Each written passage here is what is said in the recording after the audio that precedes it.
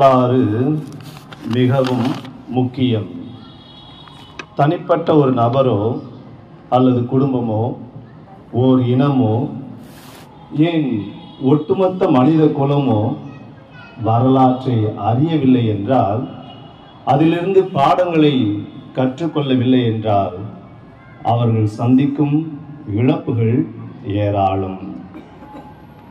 இயேசுவில் பிரியமானவர்களே, இன்றைய முதல் வாசகம் திருத்துதர் பணி 13ஆம் அத்தியாயத்திலிருந்து நாம் வாசித்தோம்.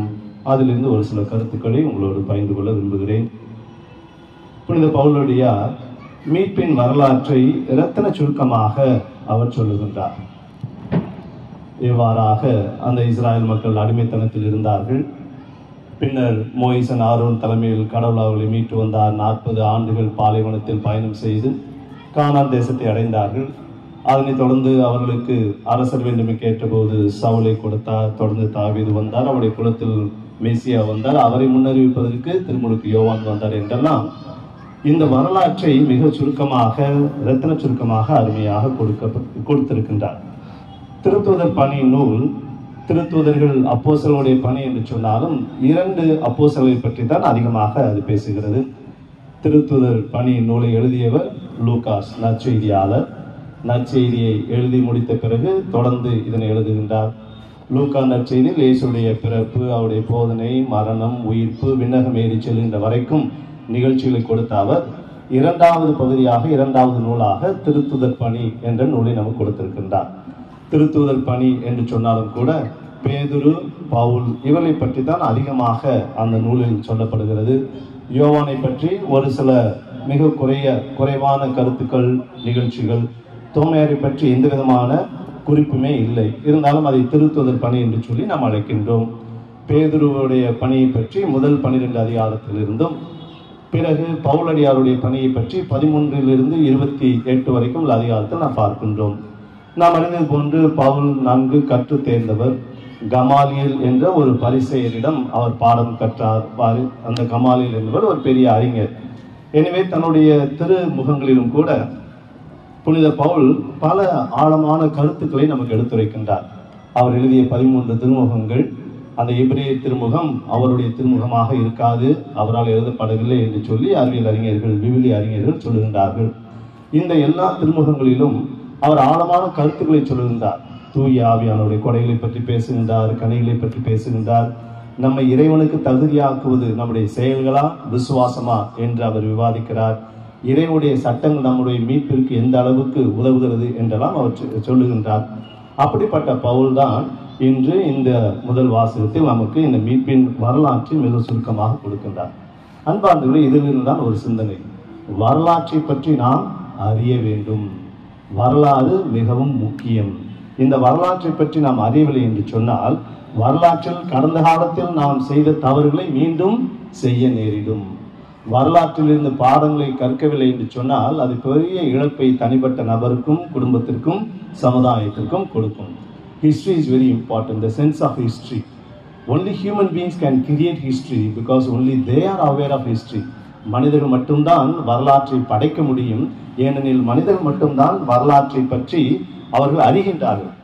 இப்போ அதனால தான் நம்ம நிறைய புக்கெல்லாம் எழுதியிருக்கோம். பெரிய லைப்ரரி இருக்குது, நூலகங்களில் இவ்வளோ ஆயிரக்கணக்கான கோடிக்கணக்கான புத்தகங்கள் இருக்குது. நம்முடைய எதிர்கால சந்ததியிற்கு அதை விட்டு செல்ல வேண்டும் என்று சொல்லி ஆடோ மாடோ குரங்கோ அதெல்லாம் புக்கெல்லாம் எழுதுறது கிடையாது. அவங்க வரலாற்றை உருவாக்க முடியாது, ஏனெனில் வரலாற்றை அவர்கள் அறிவதில்லை. எனவே இந்த வரலாறு என்பது மனிதர்களுக்கு கொடுக்கப்பட்ட மிகப்பெரிய ஒரு கொடை என்று தான் சொல்ல முடியும். இந்த வரலாற்றை நாம் படிக்கும்போது தான் இந்த நிகழ்காலத்தை நாம் சிறப்பாக அறிந்து கொள்ள முடியும். ஏனெனில் கடந்த காலத்தில் நம்முடைய முன்னோர்கள் மற்றவர்கள் எடுத்த முடிவுகள், அப்போது நடந்த நிகழ்வுகள், இவைதான் இந்த நிகழ்காலத்தை கட்டமைத்திருக்கிறது. மேலும் சமூக, கலாச்சார, மத கட்டமைப்புகளை நாம் சரியாக அறிந்து கொள்ள வேண்டும் என்று சொன்னால் அது தோன்றிய விதம், வளர்ந்த விதம், அது ஏற்படுத்திய தாக்கம், இவற்றையெல்லாம் அறிந்திருக்க வேண்டும். கடந்த காலத்திலிருந்து தவறுகளை அதிலிருந்து நாம் பாடம் கற்றுக்கொள்ள வேண்டும். அது நமக்கு பல யுக்திகளை தருகிறது.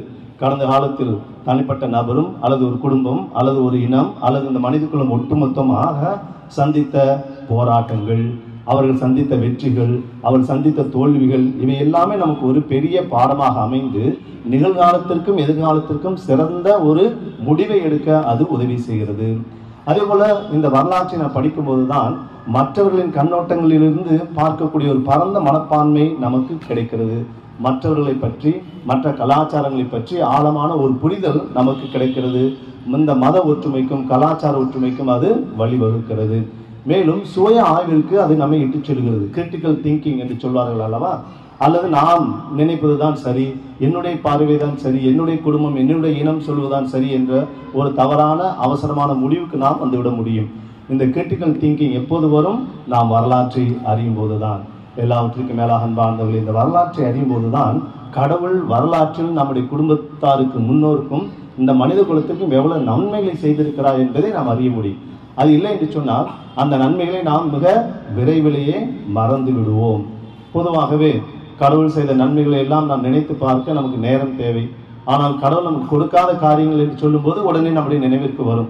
நாம் கேட்டு கேட்டு கிடைக்காத காரியங்கள், நாம் வேண்டி வேண்டி கிடைக்காத மன்றாட்டுகள், இவை தான் நம்முடைய நினைவிற்கு வறுமை ஒழிய நாம் கேட்காமலே கடவுள் கொடுத்திருக்கக்கூடிய அந்த ஆசீர்வாதங்கள் நம்முடைய நினைவிற்கு வராது. இப்போ வீட்டில் சின்ன பிள்ளைங்க ஏதாச்சும் கேட்குதுன்னு வச்சுக்கோ, ஒரு சுடிதார் வேணும் அல்லது சைக்கிள் வேணும்னு பையன் கேட்குறான். அப்போ அம்மா அப்பா சொல்ல, நீ 10th முடி நான் அவனுக்கு சைக்கிள் வாங்கி தரேன் அப்படின்னு. நான் கேட்டு இந்த சைக்கிள் கொடுக்கலன்னு சொல்லிட்டு கிடைக்காத அந்த ஒரு சைக்கிளை பற்றி தான் நினைத்திருப்பானே அந்த பையன். மாறாக அவன் கேட்காமலே அவனுடைய பெற்றோர்கள் தினமும் செய்யக்கூடிய நூற்றுக்கணக்கான காரியங்களை நினைத்து பார்ப்பதில்லை. அவன் கேட்காம சமையல் செய்து சாப்பாடு கொடுக்குறாங்க, கேட்காம புக்கு ரெடி பண்ணி ஸ்கூலுக்கு அனுப்புகிறாங்க, அவனுடைய துணியை துவச்சி போடுறாங்க, பெட்டை ரெடி பண்ணுறாங்க. இதெல்லாம் அவன் கேட்காமே செய்கிறான் என்பது அது அவனுக்கு தெரியாது. நான் கேட்டு கிடைக்கவில்லை என்று சொல்லி அந்த சைக்கிளை மட்டும்தான் நினைத்து கொண்டிருப்பான். அதே போல நாம் தான் வளர்ந்த பிள்ளைகள். நாம் அதே போல்தான் நான் கேட்டு கிடைக்கவில்லை என்று சொல்லி அந்த ஒரு காரியத்தை மட்டுமே நினைத்து கொண்டு நான் கேட்காமலே கடவுள் கொடுத்திருக்கிறாரே அந்த ஆசீர்வாதங்களை நான் நினைத்து பார்ப்பதில்லை. நம்முடைய முன்னோருக்கும் சமுதாயத்திற்கும் இந்த மனித குலத்திற்கும் கடவுள் எத்தனை விதமான ஆசீர்வாதங்கள் கொடுத்திருக்கிறார், அவற்றையெல்லாம் நாம் உணர்ந்து பார்க்க வேண்டும் என்றால் இந்த சென்ஸ் ஆஃப் ஹிஸ்டரி, வரலாற்றை பற்றி நாம் அறிய வேண்டும். இல்லை என்று சொன்னால் வரலாற்றில் முன்னவர்கள் தனிப்பட்ட இனமோ அல்லது தனிப்பட்ட நபர்களோ செய்த அதே தவறைத்தான் மீண்டும் நாம் செய்ய வேண்டும். இன்று எத்தனை நாடுகள் தனிப்பட்ட ஒரு நபர், தனிப்பட்ட ஒரு தலைவர், அவருடைய ஈகோ, அவருடைய தற்பெருமை, அவருடைய கர்வம், அவருடைய ஆணவம், இதனை காப்பதற்காக சண்டைகளை உருவாக்கி நூற்றுக்கணக்கான மக்களை அழிக்கின்றார், இயற்கையை அழிக்கின்றார். அதிலிருந்து நாம் எந்த விதமான பாடத்தையும் கற்றுக்கொள்ளவில்லை. அல்லது மனித குலம் என்று இயற்கைக்கு எதிராக எவ்வளவு காரியங்களை செய்து இயற்கையை பால்படுத்தி இருக்கிறது. இயற்கை தன்னிலேயே மாண்பு மிக்கது, மதிப்பு வாய்ந்தது என்பதை உணர மறுத்துவிட்டது. ஏதோ இந்த இயற்கை நமக்கு உதவியாக இருப்பதால் தான் அது மதிப்பு கொண்டது என்று அல்ல. இயற்கைக்கு அதிலேயே மதிப்பு இருக்கிறது, இன்ட்ரின்சிக் வேல்யூ என்று சொல்வார்கள். இந்த மரங்கள் பழங்கள் கொடுக்க நாம் சாப்பிடுகின்றோம். ஆனால் காடுகளில் எத்தனை விதமான கோடிக்கணக்கான மரங்கள் இருக்கிறது. அந்த பழங்கள் அங்கே மனிதர்கள் காலடி கூட படவில்லை. இன்று இருந்தாலும் அந்த மரங்கள் எல்லாம் கனி கொடுத்து கொண்டுதான் இருக்கிறது. எனவே இயற்கை நமக்காக இல்லை, இயற்கை தானாகவே இருக்கிறது. அந்த இயற்கை இறைவனுடைய படைப்பு. அந்த இயற்கைக்கு மாண்பு இருக்கிறது, மதிப்பு இருக்கிறது. இதை உணர்ந்த மனித குலம் செய்த தவறுகளிலிருந்து நாம் கற்றுக்கொள்ள தவறிவிட்டோம். Therefore, sense of history is very important. இந்த வரலாற்றை பற்றி அறிவது. இன்று நம்முடைய பிள்ளைகளுக்கு நம்முடைய குடும்பத்தின் வரலாற்றை பற்றி சொல்லுகின்றோமா? இன்னைக்கு பொதுவாகவே சமுதாயத்தில் கம்ப்யூட்டர் பற்றி நிறைய படிக்கணும், அல்லது இன்ஜினியரிங் பற்றி நிறைய படிக்கணும், ஏரோநாட்டிக்கல் இன்ஜினியரிங் படிக்கணும் அப்படின்னு சொல்லி இந்த ஹியூமனிட்டி சப்ஜெக்டுக்கு இந்த வரலாறு, சமூகவியல், மானுடவியல் இதற்கெல்லாம் மதிப்பு குறைந்து கொண்டே இருக்கிறது. மனிதர்கள் தவறாக நினைக்கின்றார்கள், வரலாறு முக்கியம் அல்ல என்று சொல்லி.